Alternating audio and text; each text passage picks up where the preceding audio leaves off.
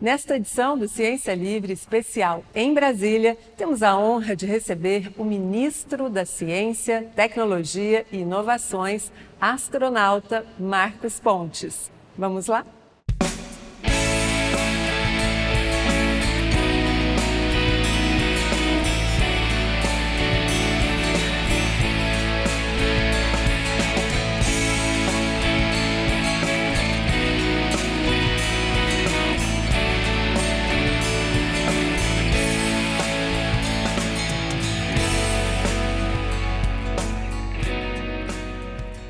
Muito bom dia, excelentíssimo senhor ministro da Ciência e Tecnologia do Brasil. Uma honra receber o programa Ciência Livre aqui nessa manhã. A gente agradece imensamente com a agenda corrida que o senhor possui, pelo homem que o senhor é, que o senhor representa no nosso país. E para não perder tempo e aproveitar o senhor, eu gostaria de lhe dizer um sentimento nosso, que o mundo, não é só do brasileiro, o mundo vem recebendo, ministro, notícias muito tristes, né? A grande parte por conta desta pandemia, desse vírus mutante, e sim, isso foi um dos principais motivos que eu sinto ao passear pelo mundo, viajar pelo mundo, uma certa epidemia de profunda depressão em todas as pessoas. A última vez que eu estive em Brasília foi como médico de um amigo do senhor, o nosso excelentíssimo general Eduardo Vilas Boas. Ah, sim. Uhum. E ele estava muito animado com o nosso país e disse logo após a posse do presidente Bolsonaro que o Brasil ia explodir para nós, que era para a gente ficar muito feliz e que muitas coisas seriam arrumadas, precisariam ser arrumadas. E eu gostaria de começar o programa fugindo aqui do protocolo, mas me veio essa vontade de perguntar para o senhor, pelo seu sorriso que o senhor me deu ao me receber e a receber a gente, quais são as duas coisas mais belas que o senhor poderia dizer, baseado nesse arrazoado, o brasileiro, em termos de ciência e tecnologia, o que nós brasileiros podemos ficar de verdade feliz de bom, senhor ministro, que está acontecendo para nós? Olha, antes de mais nada, eu queria agradecer por essa oportunidade de falar a respeito de ciência, falar a respeito da importância da ciência e da tecnologia no desenvolvimento do país e na proteção do planeta como um todo. Aqui a gente tem que pensar na nossa espaçonave Terra, né, e a importância da ciência em cooperação com outros países para que nós não só saiamos dessa pandemia, mas também recuperemos economicamente os países e nos protejamos das próximas pandemias. Uma coisa que eu gostaria de ressaltar nisso é o seguinte: tudo de grandioso que foi feito na história da humanidade foi feito por pessoas otimistas. Então, pior do que uma pandemia de um coronavírus é a pandemia de pessimismo. E essa tem que ser extinta o mais rápido possível para que a outra seja solucionada e o mundo vá em frente. E a ciência, ela traz justamente essas esperanças. A ciência é a arma com que nós podemos vencer essa pandemia, preparar para as próximas e resolver outros problemas essenciais da humanidade. No Brasil, apesar, né, da pandemia, o Brasil tem dado passos largos em termos de ciência e apesar também de orçamento. O que isso significa? Que nós somos capazes de realizar coisas muito acima da média. Então, o que eu tenho de falar assim, vamos dizer assim, como só dois exemplos simples, né, de novidade.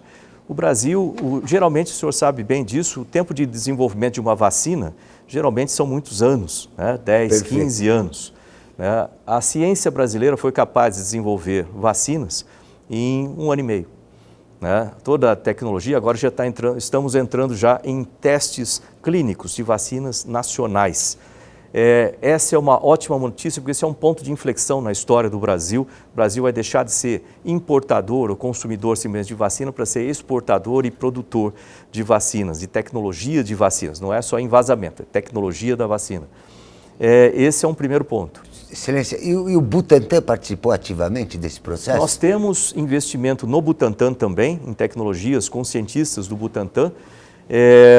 Mas nós temos INCTs, né, que o Ministério investe.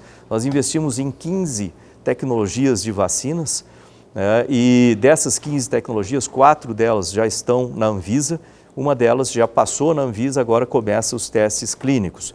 Fora isso, nós temos o Centro Nacional de Vacinas, que vai fazer a ligação entre a ciência e a indústria, passando por toda a regulação, o que vai colocar o Brasil num patamar internacional, semelhante a outros países como Oxford, etc., que tem sistemas como Oxford, que vai permitir o Brasil não só fazer vacinas para o Covid, mas também para doenças negligenciadas, como dengue, zika, chikungunya, e que precisam ser tratados pelos países que são afligidos por essas doenças, e também para as próximas pandemias. A gente está criando um escudo no país, para a proteção do país para as próximas pandemias. Então, essa é uma ótima notícia se colocar no Brasil.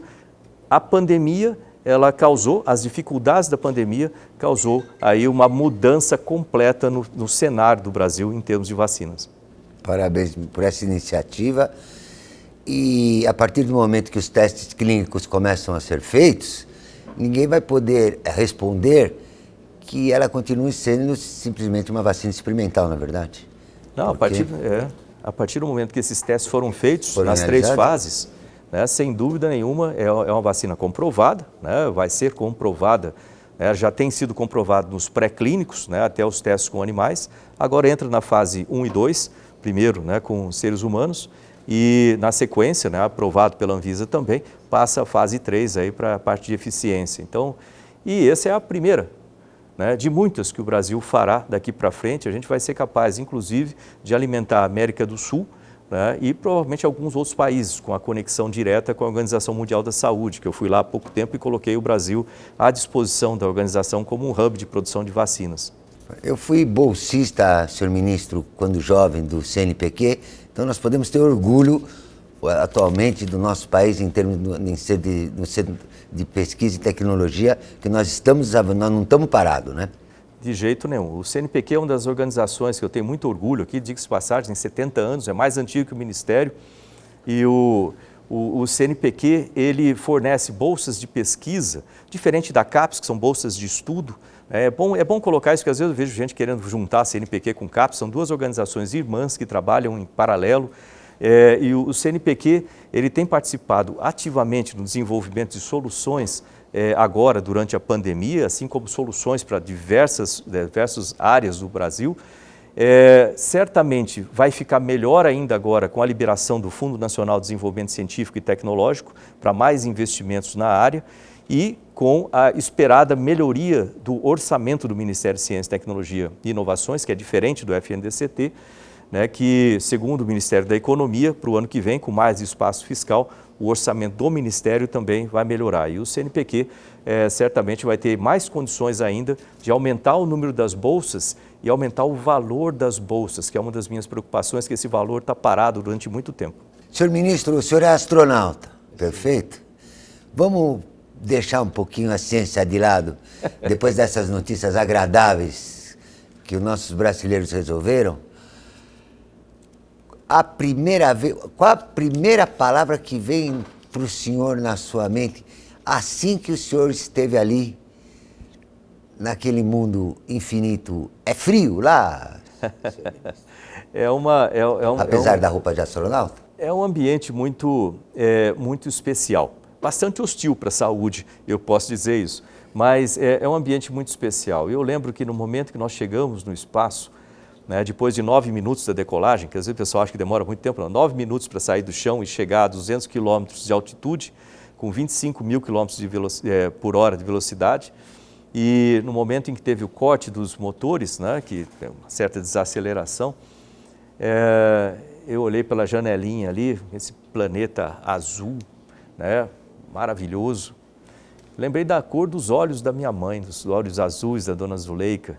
E a primeira palavra que eu lembrei foi exatamente o nome dela, porque lá atrás, quando eu queria ser piloto da Força Aérea, mas eu não tinha condições para pagar horas de voo, por exemplo, eu lembro que amigos meus, da época que eu era eletricista, aprendiz na Rede Ferroviária Federal, estudando para entrar na vestibular da Academia da Força Aérea, o pessoal falou assim, isso é coisa de rico, você nunca vai conseguir fazer isso, vai ficar frustrado. E a dona Zuleika, minha mãe, falou assim, Olha, eles têm a vida deles, eles fazem o que eles quiserem com a vida deles, você tem a sua vida. Eu te digo mais, você pode ser tudo o que você quiser na vida, desde que você estude, trabalhe, persista e sempre faça mais do que esperam de você. E foi a primeira coisa que eu lembrei quando eu cheguei ao espaço, vou lembrar desses olhos da dona Zuleika e das palavras dela. Ministro, e medo?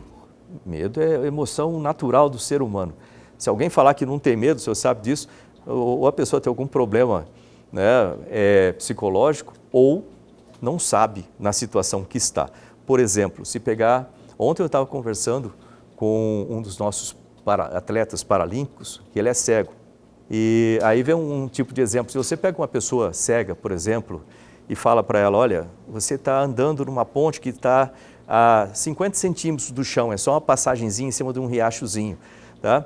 E a pessoa começa a andar naquela ponte, mas você não falou para ela que em vez de 50 centímetros do chão, ela está a 100 metros de altura num precipício cruzando aquela ponte. Ele não vai ter medo nenhum de cruzar a ponte porque ele não sabe da informação, né? Então, o problema não é o medo, o problema é como a gente trata do medo. E para isso tudo nós temos, dentro da NASA, das agências espaciais que operam com voos tripulados, todo um tratamento psicológico, né, de preparação, que mesmo em situações graves, como fogo, como problemas na espaçonave, você tem que continuar operando os sistemas, operando o checklist, apesar do medo. O coração vai estar batendo forte, né, mas a gente continua a operar. Inclusive, a gente teve lá um alarme de incêndio na estação, enquanto eu estava lá no espaço, e era um momento que estava todo mundo dormindo, naquele momento, tocou o alarme, é o que a gente chama de claxon, é o tipo do alarme que você não quer ouvir no espaço, alarme de incêndio. Então você, entre aspas, levanta, você flutua para fora do seu saco de dormir, mas você treina tanto os procedimentos que aquilo passa a ser automático. Você vai, executa o procedimento e resolve o problema. Ministro, e os meus filhos, os meus netos, eles vão ter oportunidade, talvez, de, por exemplo, pensar que um dia vai haver sociedade, por exemplo, em satélites espaciais, vai haver essa vida espacial do jeito que de vez em quando a gente escuta, ou popularmente, ou às vezes até por um mecanismo oficial. O senhor acredita nisso? Na verdade, já está acontecendo. Já está acontecendo? Já está acontecendo. O que acontece é que os programas espaciais, eles começaram na década de 1960, basicamente, em termos de desenvolvimento de voos tripulados. Primeiro, ele nasceu sob a ameaça, né, bélica, com a Guerra Fria entre a União Soviética e os Estados Unidos. Mas tudo aquilo permitiu um avanço grande das tecnologias associadas. Depois passou-se a estações, depois da Lua, inclusive, passou a estações espaciais e assim por diante, mas sempre controlado, operado, desenvolvido por agências governamentais, públicas, apoiados muitas vezes por tecnologias de empresas, mas agências públicas. Hoje em dia é um conceito diferente. Nós passamos agora não só a fabricação de sistemas pelo setor público, mas a operação de sistemas pelo setor privado, pelo setor privado também. Por exemplo, empresas como a SpaceX, como a Bigelow, que é uma estação espacial, ou como a Blue Origin, então a Virgin Galactic, e eles estão iniciando esses transportes de pessoas. Então você vai ter, daqui a muito pouco tempo, o astronauta profissional, que é o meu caso, os treinados para, vamos dizer, operar os sistemas no espaço em situação normal de emergência, e os turistas espaciais que vão para lá para aproveitar, passar a lua de mel, por exemplo, na estação, igual o voo comercial. Você tem o piloto e a tripulação, que são aeronautas profissionais, e você tem os passageiros que estão ali para aproveitar. Isso já está começando. Teve o voo da SpaceX agora, o Inspiration 4, com 4, o pessoal costuma falar 4 civis. Isso não é correto, porque já tem astronauta civil há muito tempo, né, desde o Neil Armstrong, ele foi o primeiro civil aí ao espaço.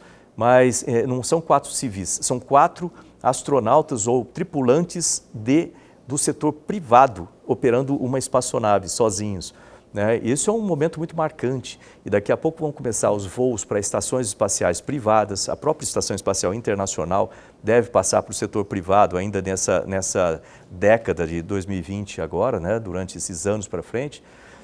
Outras operações como o Deep Space, né? Ali com o programa Artemis, ou seja, o espaço vai ser algo comum daqui para frente.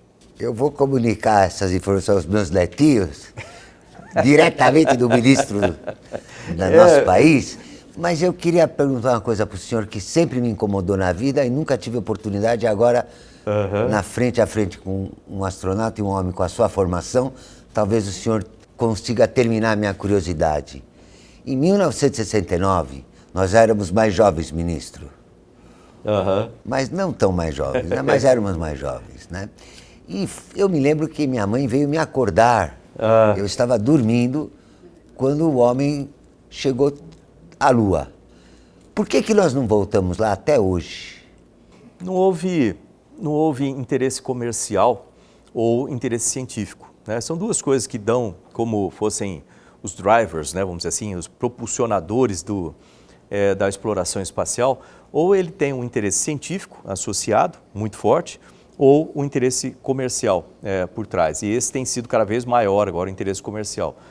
A Lua, ela foi um objeto de cobiça, vamos dizer assim, durante a Guerra Fria, né, uma competição ali entre a União Soviética e os Estados Unidos, e com aquela determinação do presidente Kennedy, na Universidade de Rice, em 1962, né, em que ele colocou ali, né, "We choose to go to the moon and do the other things, not because they are easy, but because they are hard."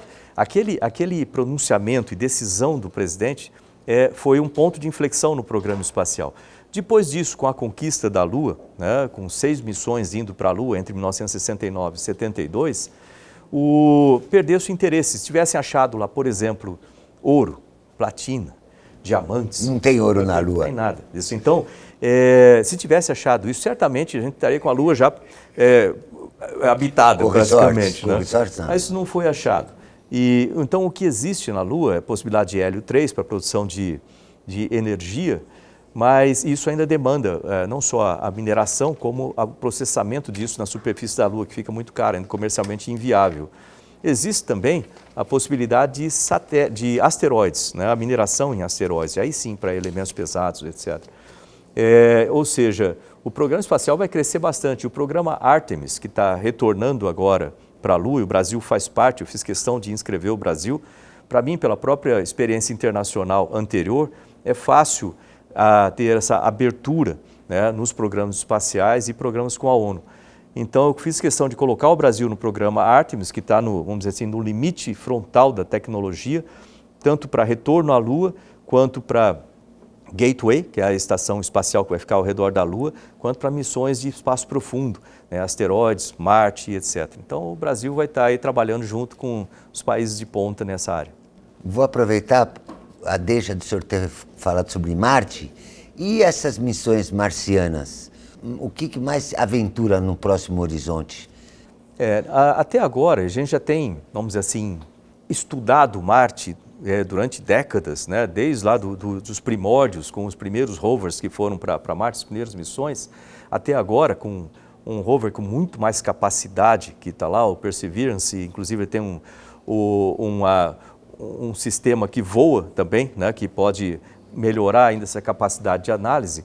Mas, por enquanto, é estudo da superfície do planeta e vamos dizer assim, das características, inclusive da atmosfera também, de forma que a gente procure descobrir mais sobre a história de Marte, a possibilidade de existência anterior de vida em Marte, pode ser uma bactéria, um fungo, qualquer coisa, mas se houve vida já naquele planeta, o que aconteceu com o planeta Marte, né, para ele ter as características que ele tem hoje, e as possibilidades de exploração futura de Marte.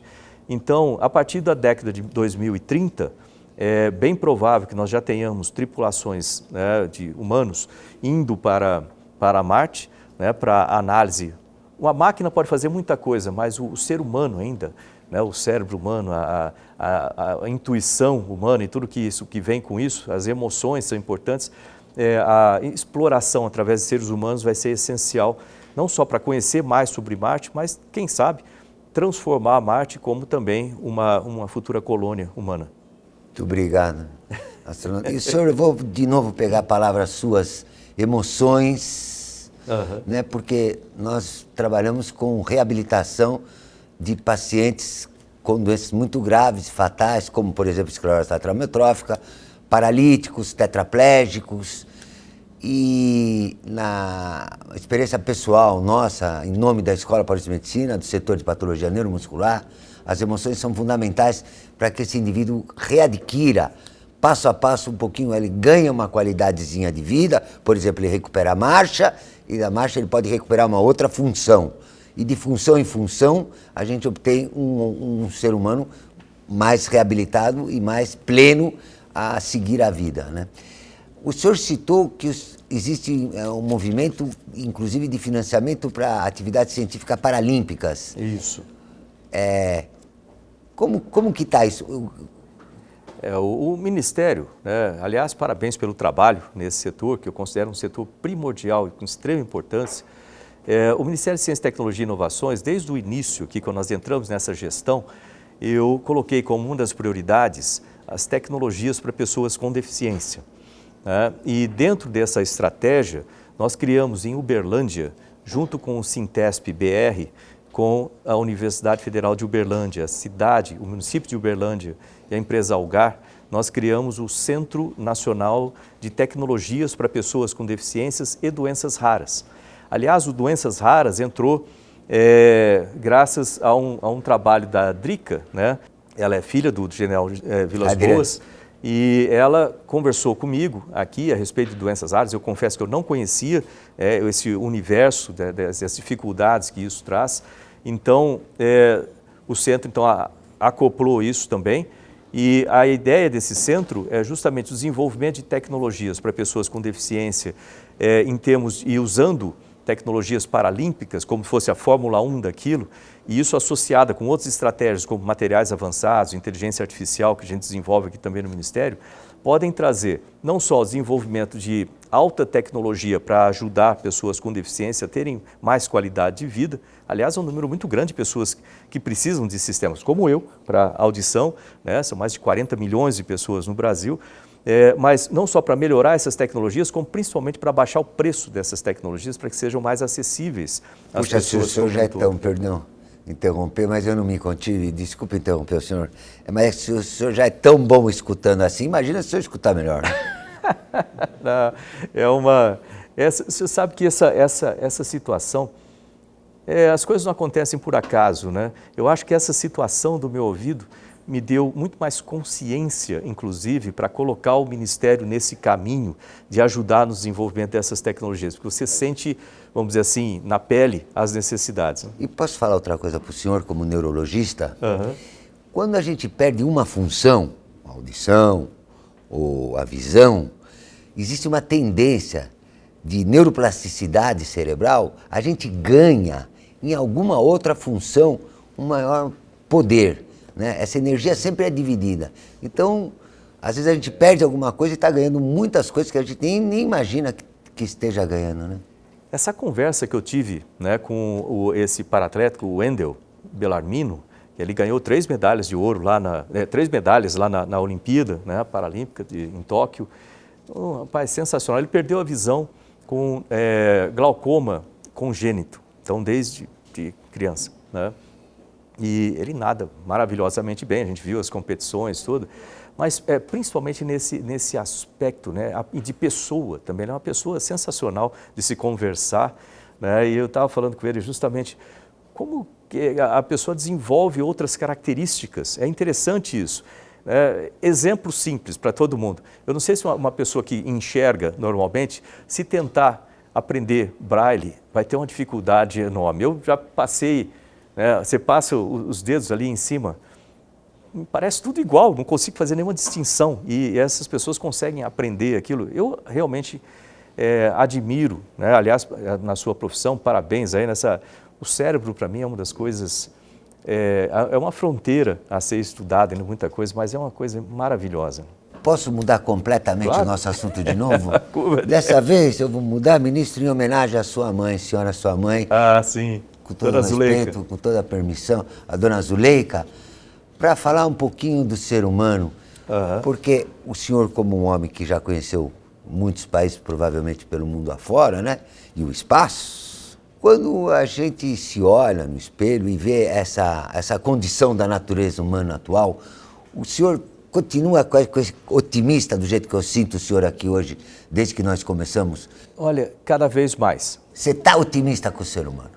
Cada vez mais. Porque eu diria que cada ser humano, se for pensar bem, é um universo em si, né? Com as experiências que a pessoa adquire ao longo da vida, que ela passa por situações boas, situações ruins, mas isso tudo vai formando uma característica muito especial daquela pessoa.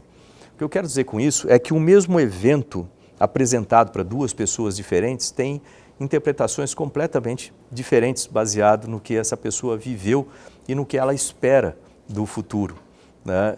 Então, quando a gente começa a pensar por essas perspectivas assim, né, não é à toa que o pessoal pergunta, por que você fala tanto de educação?